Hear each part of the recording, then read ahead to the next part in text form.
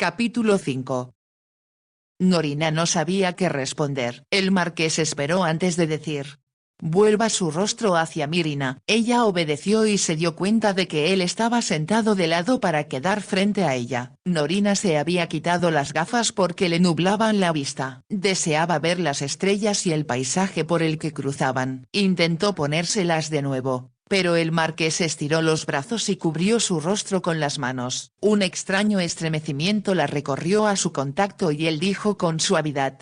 No le haré daño. Solo intento averiguar si Jan tenía razón al decir que es usted muy bonita. Le resultaba imposible a Norina moverse. Con lentitud, el marqués recorrió el rostro con un dedo de su mano derecha. Primero lo deslizó con suavidad por su frente. Ella se alegró de no llevar la peluca. Después, recorrió sus cejas y poco a poco, para que ella no se pusiera nerviosa, deslizó su dedo para rozar sus párpados. Turbada, Norina los cerró. La punta del dedo masculino se detuvo durante un segundo en sus largas pestañas. Enseguida lo bajó por su pequeña nariz recta. Se detuvo antes de tocar sus labios, primero de un lado, después del otro y después el labio inferior. Eso le causaba a ella desconocidas sensaciones que no comprendía y que nunca había sentido antes. Lanzó un murmullo ahogado, pero no se movió mientras él recorría el contorno de su barbilla y luego hacia arriba hasta finalmente llegar a su oreja. La tocó. De nuevo Norina sintió algo extraño agitarse en su pecho. Pensó que debía ser porque la alteraba lo que él hacía. Entonces con rapidez él la soltó. Se reclinó de nuevo el marqués en su sillón y comentó.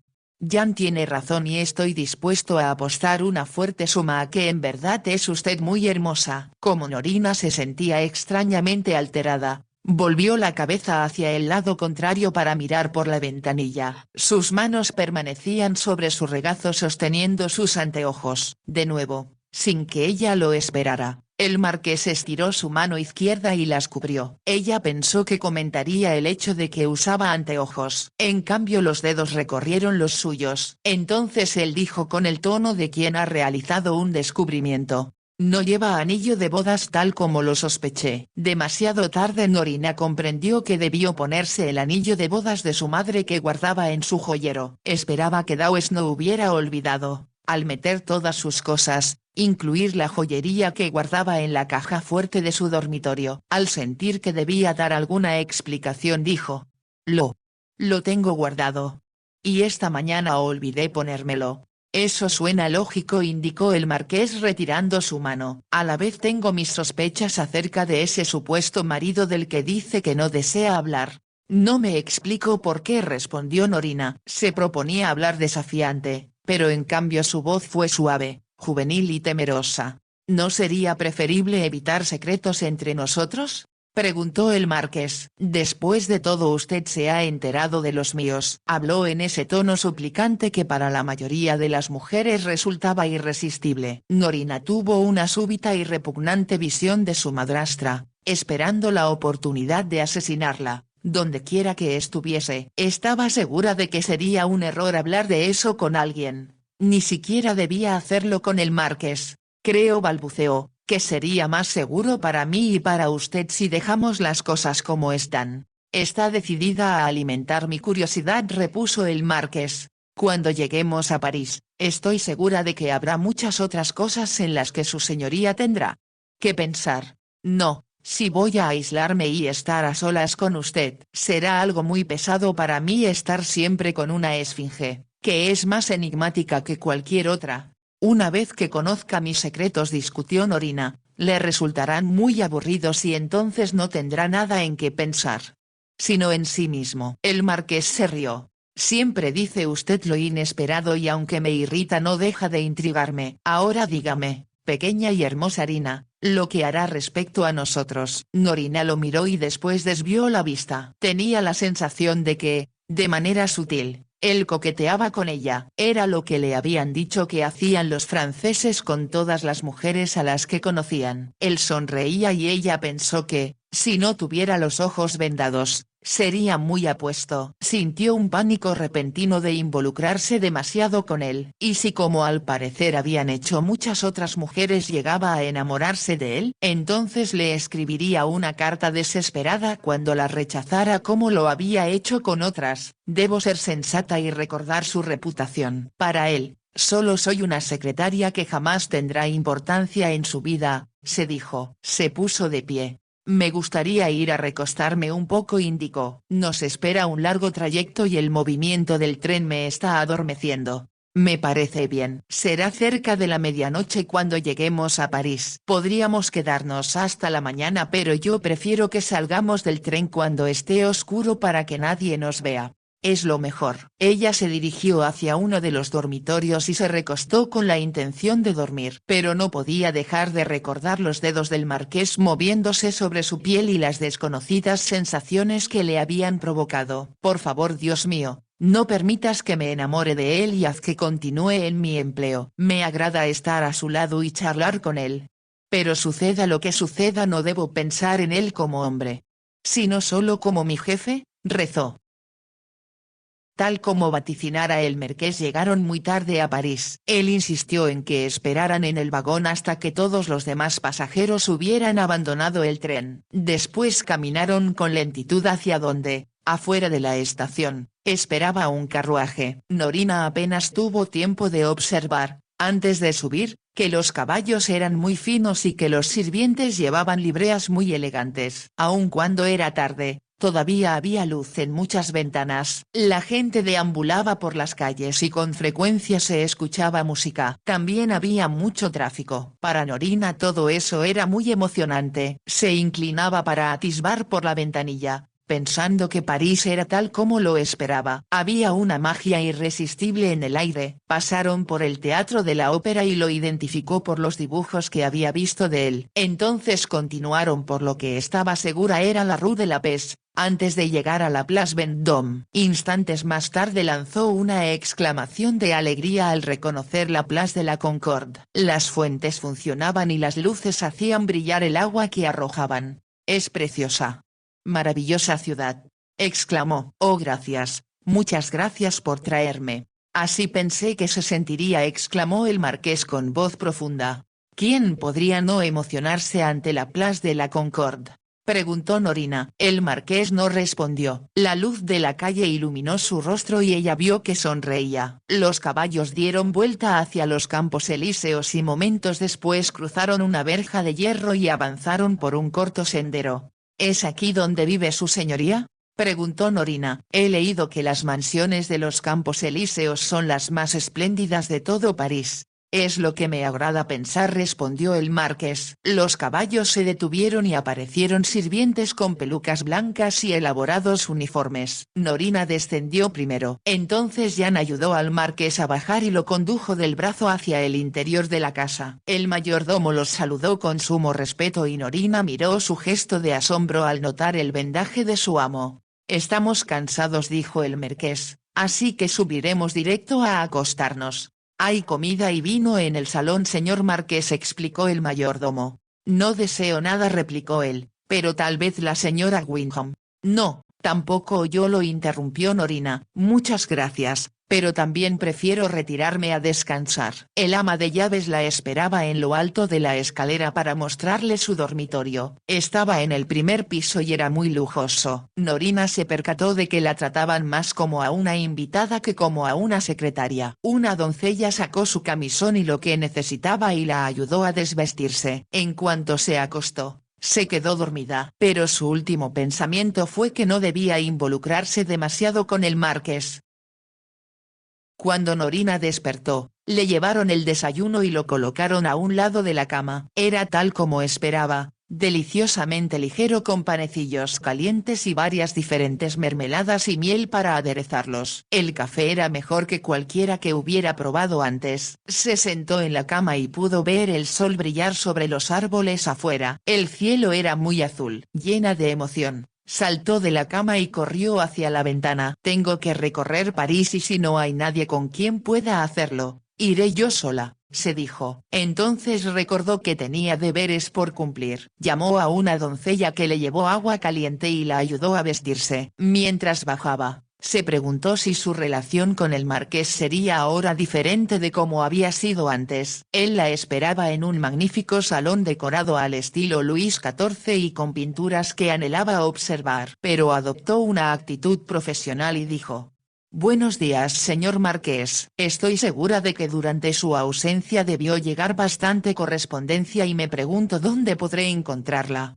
Mi secretario permanente se ha hecho cargo de la mayoría, excepto de la correspondencia personal», indicó el marqués. «¿Su secretario? Entonces no me necesita», sintió al decirlo, como si el techo se hubiera caído sobre su cabeza. El brillo del sol se esfumó. «Mi secretario», explicó el marqués, «también maneja mi casa, pero no se ocupa de mi correspondencia privada». «¿Entonces todavía me necesita? Yo le diré cuando ya no me sea necesaria». El alivio hizo que Norina se sintiera débil. Sin esperar a que se lo indicaran, se sentó en una silla. «Me asustó», admitió en tono de reproche. «Usted sola se asustó. Tal vez no lo haya notado, pero todavía tengo los ojos vendados». «No puedo decir que eso me alegra», dijo Norina con voz dolida. «Entonces cumpla con su deber y abra la correspondencia que está en el secreter junto a la ventana», pidió el marqués. Norina se dirigió hacia donde estaba una pila de cartas. Era evidente que se trataba de correspondencia privada. Algunos de los sobres estaban perfumados,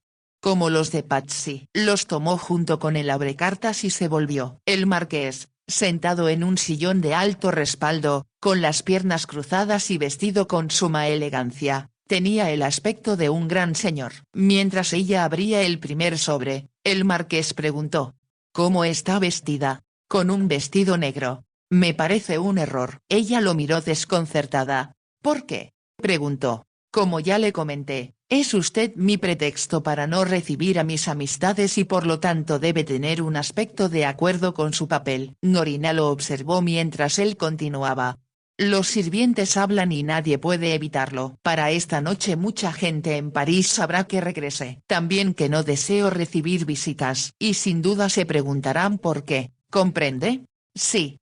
Sí. Por supuesto. Entonces, sugiero que se ponga un vestido que no sea negro y si no tiene yo se lo proporcionaré». «No. No es necesario», protestó Norina. «No podría permitir que su señoría pagara mi ropa. Sería muy impropio». «Traigo conmigo algunos vestidos muy bonitos». «¿Y quién pagó por ellos?», preguntó el marqués. «Mi padre», respondió Norina automáticamente. De pronto, al adivinar lo que él suponía, razonó: «No deseo tomar parte en esta farsa, es muy embarazosa. ¿Preferiría buscar empleo con alguien más?», preguntó el marqués. Norina comprendió que si no aceptaba lo que él decía tendría que irse. «¿Pero, a dónde?», asustada rápidamente respondió. «Haré lo que su señoría desea.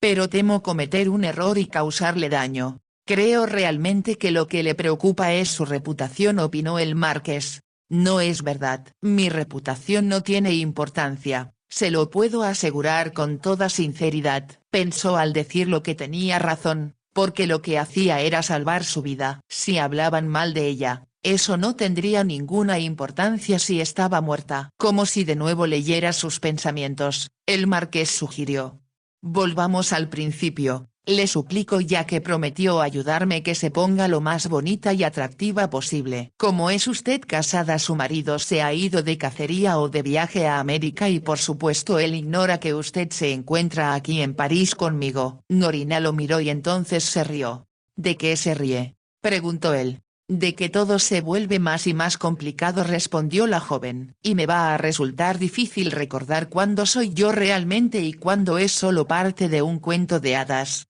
En tal caso, es evidente que yo soy el malvado villano». «No dije eso y creo que, si es honesto, lo que hace es buscar halagos». «Difícilmente podría ser el príncipe», respondió el marqués, con los ojos vendados e incapaz de ver cuán bella era la princesa, quien también se oculta.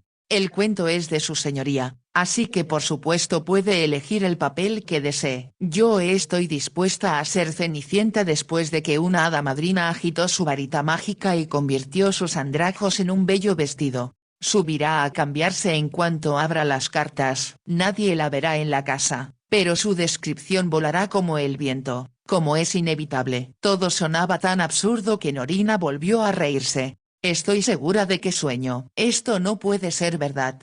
Entonces esperemos que no despierte y encuentre algo desagradable, repuso el marqués con tono burlón. No creo que haya nada desagradable en París. Norina abrió las cartas del marqués y se las leyó. Muchas eran de damas que le rogaban que les avisara en cuanto regresara. Todas le decían cuán desdichadas se sentían por su ausencia. Eran tan repetitivas que hicieron pensar a Norina que, pese a su reputación de ingeniosas, las francesas mostraban una total falta de originalidad cuando manifestaban su amor. El marqués no hizo comentarios mientras ella pasaba de una carta a otra. Cuando terminó la última espetó: «Arrójelas al fuego».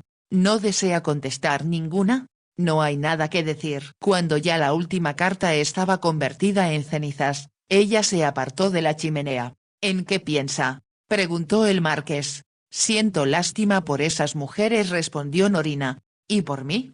«No hay razón para que sintiera lástima de su señoría, ya que son tributos a sus pies o incienso si lo prefiere, de adoradoras ante su altar». Lo expresó con tono ligero, pero al terminar pensó que tal vez había sido desconsiderada. Lo lamentó.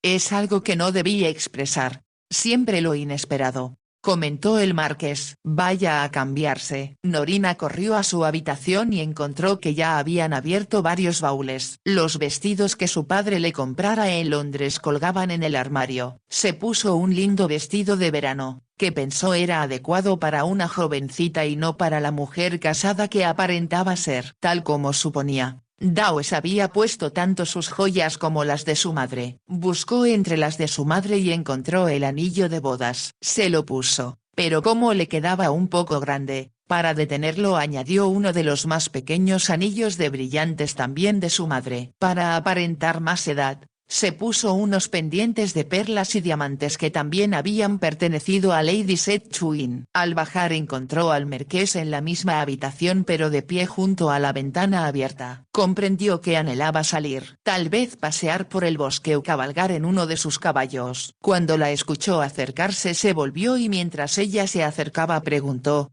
«¿Se cambió?». «Me puse un vestido blanco con la falda bordada y una banda azul en la cintura». El marqués no habló y ella añadió: «También me puse el anillo de bodas que tenía guardado». Habló con tono desafiante porque no deseaba que él supiera lo joven que era. El marqués tomó su mano y tocó el anillo. «¿Diamantes?», preguntó. Si su esposo era rico, ¿por qué tiene que trabajar para subsistir? Norina no tenía la respuesta y guardó silencio. Él le tocó las orejas. «Pendientes», exclamó. «Pudo venderlos y no tener que convertirse en secretaria. Ahora su señoría vuelve a la realidad», comentó renuente Norina. «Pensé que nos encontrábamos en otro mundo, en el cual yo soy rica y una importante figura social que se ha fugado con usted a París». «Sí, por supuesto». «Disculpe, solo debemos sujetarnos a nuestros papeles y tener cuidado de no olvidarlos». Rodeó con el brazo a Norina mientras hablaba y antes que ella pudiera darse cuenta de lo que sucedía, la ciñó contra él. Asombrada, levantó la vista y se dio cuenta de que se disponía a besarla. Ya los labios de él casi rozaban los suyos cuando exclamó: «No, no». Se liberó y se alejó del marqués, quien permaneció de pie donde ella lo dejara, al parecer asombrado ante su reacción. Ella respiraba agitada y no estaba segura de lo que debía hacer. Entonces el marqués dijo con voz tranquila: «Pensé que había accedido a desempeñar el papel que le asigné, pero solo fingíamos», logró decir Norina jadeante. «Entonces por supuesto, me disculpo», dijo el marqués. «Y como defensa, Rina, permítame decirle que cualquier otra mujer en su lugar habría pensado que yo era ingrato si no la hubiera besado por ayudarme. Sin embargo, no debe besarme». «¿Por qué?». «Porque sería indebido». «¿Por qué indebido?». «Porque uno solo debe besar al ser amado». El marqués sonrió. «Sin duda no nos sería difícil fingir que estamos enamorados, al menos mientras interpretamos estos papeles para los cuales eso es una necesidad». «No. No creo que sea así. Y por favor. No deseo que me bese». Norina pensó que si el marqués la besaba, le provocaría las mismas sensaciones que cuando rozara sus labios con los dedos. Entonces fácilmente podría enamorarse de él. Eso solo significaría desdicha en el futuro. Por supuesto, no puedo negarme a ese ruego, respondió el marqués. Estiró la mano para tocar el respaldo de una silla y guiándose por ella regresó a donde antes estaba sentado. No se asuste tanto, Norina rogó. No le haré daño. Le aseguro que jamás he presionado a ninguna mujer para aceptarme. ¿Cómo sabe que estoy asustada?, preguntó Norina con voz infantil. Puedo sentirlo. En lugar de sentarse, el marqués se dirigió hacia donde ella estaba. Deme su mano, le pidió. Ella la extendió y él cerró sus dedos sobre la diestra de Norina. No deseo perturbarla, afirmó con gentileza. Solo confíe en mí y podremos, le aseguro, ser felices juntos. Al terminar de hablar se llevó la mano de Norina a los labios. En cuanto su boca rozó la piel de la muchacha, ésta sintió de nuevo esa extraña sensación en el pecho y se estremeció. Al percibirlo, el marqués le soltó la mano y se volvió en dirección a la chimenea. Ella comprendió que buscaba algo en que apoyarse. Automáticamente avanzó para tomarlo del brazo y guiarlo hasta su silla. Gracias, Norina, le estoy muy agradecido, contestó él al sentarse. Realmente es lo que yo debía decirle a usted, respondió ella. El marqués sonrió. Al menos tenemos una cosa en común. El delicioso almuerzo fue servido en el más atractivo y pequeño comedor que Norina jamás había imaginado. Mientras regresaban al salón, con Jan ayudando al marqués, este sugirió: no podemos permanecer encerrados en casa todo el día. ¿A dónde iremos, Jan? No hay lugar alguno donde su señoría no fuera reconocido. Necesito respirar aire fresco. Si su señoría se sienta en el jardín, detrás de los arbustos, nadie lo verá, excepto desde las ventanas situadas de ese lado. Entonces allí iré. ¿Viene conmigo, Norina?